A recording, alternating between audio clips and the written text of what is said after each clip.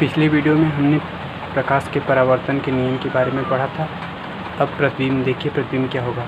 Image, यदि प्रकाश की किरणें किसी बिंदु से चलकर परावर्तन के पश्चात दूसरे बिंदु पर जाकर मिलती हुई या आती हुई प्रतीत होती हैं तो दूसरे बिंदु को पहले बिंदु का प्रतिबिंब कहा जाता है।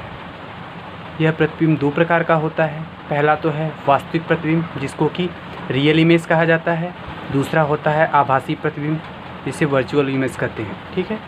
अब वास्तविक प्रतिबिंब क्या होता है?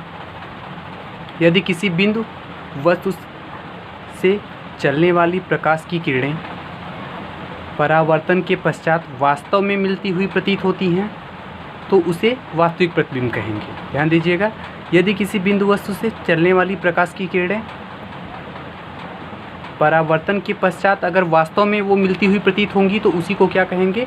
वास्तविक प्रतिबिंब कहेंगे। ठीक है।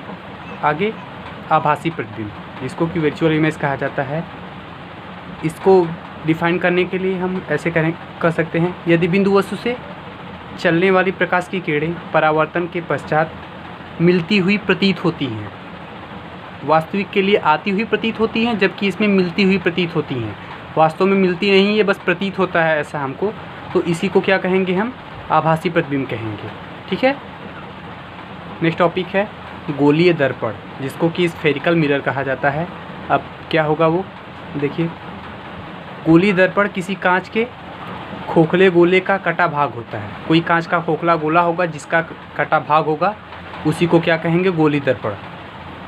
जिसके एक भाग पर कलई की गई होती है तथा या लाल ऑक्साइड का पेंट चढ़ाया गया होता है। लाल ऑक्साइड का मतलब होता है P2O5, पोटेशियम पेंटाऑक्साइड, इसी का पेंट चढ़ा होता है। ठीक है। जबकि दूसरा भाग परावर्तक तल होता है, तो उसी को क्या कहेंगे? हम गोलीय दर्पण कहेंगे। अब गोलीय दर्पण दो प्रकार का होता है। पहला होता है अवतल दर्पण, जिसको कि कॉनकेव मिरर कहा जाता है। दूसरा होता है उत्तल दर्पण, जिसको कि कॉन्वेक्स मिरर कहा जाता है। यहाँ पे फिगर बनाया गया, फिगर 1, ये अवतल दर्पण का है, जिसके उभरे हुए भाग पर कलई की गई है और दबे हुए भाग परावर्तक तल के रूप में कार्य कर रहा है। जबकि यहाँ इस फिगर में दबा हुआ भाग क्या है? इस पर कलई की गई है, उभरे हुए भाग पर परावर्तक तल का कार्य कर रहा है ये। तो ये कौन सा मिरर होगा? कॉन्वेक्स मिरर, जिसको कि उत्तल दर्पण कहा जाता है। ठीक। अब अवतल दर्पण क्या होगा, इसको कैसे डिफाइन करेंगे देख लीजिए आप लोग।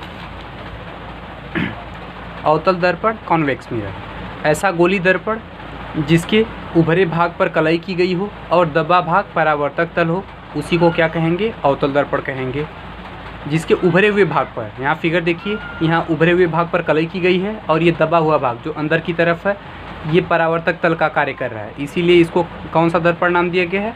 अवतल दर्पण नाम दिया गया है। ठीक है। दूसरा है उत्तल दर्पण, कॉन्वेक्स मिरर, ऐसा गोलीय दर्पण जिसके दबे भाग पर कलई की गई हो। यहाँ फिगर में देखिए, यहाँ दबे हुए भाग पर कलई की गई है और उभरे हुए भाग क्या हो? परावर्तक तल हो।